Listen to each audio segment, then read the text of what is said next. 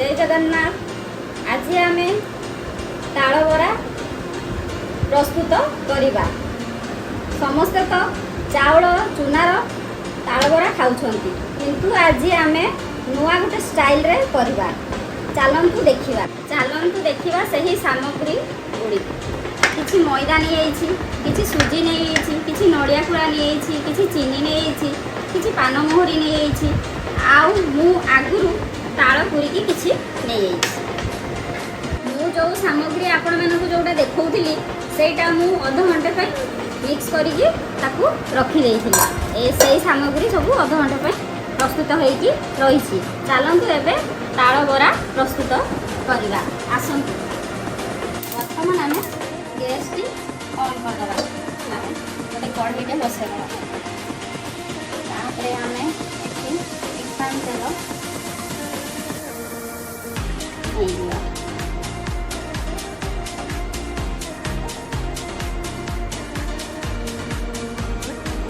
तापर किसी समय आम एटाकू गरम होगा छाड़ीदा।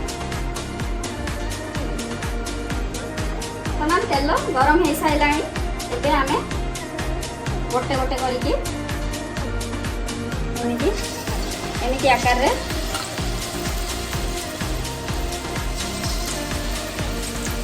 छांकिया।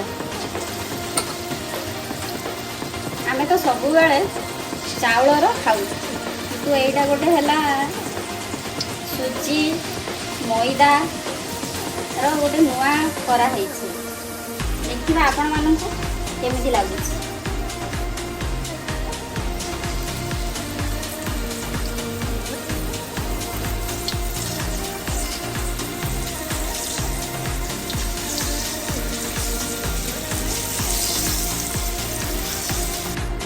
देखिपे बरा गुड़िक के सुंदर भाव में फुली उठुची।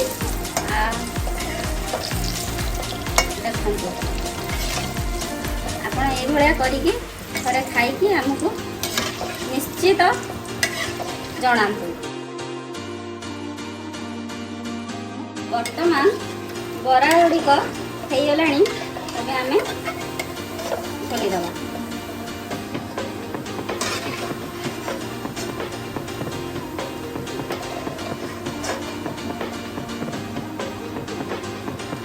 पुणी यही पुणी गोल गोल आकार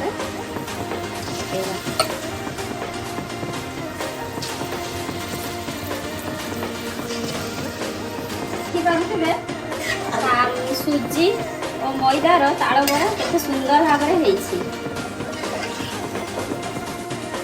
देखिपे सुजी और मैदार ताल बरा केते सुंदर भाव में आपण मैंने भी यही करी प्रस्तुत करते।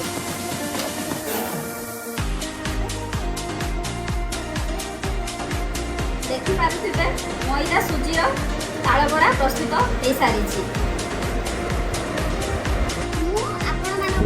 मैदा सुजीर ताल बरा प्रोसेस देखी आपको देखिपे ताल बरा गुड़ाक केते क्रिस्पी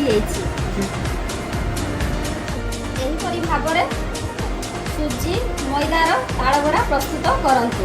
जदि आम भिडियोटी आपको भल लगुच ताहले आमको कमेंट बॉक्स रे निहाती जणांतु। चैनल टी को सब्सक्राइब लाइक शेयर निहाती करंतु। रहिनु एठी जय जगन्नाथ।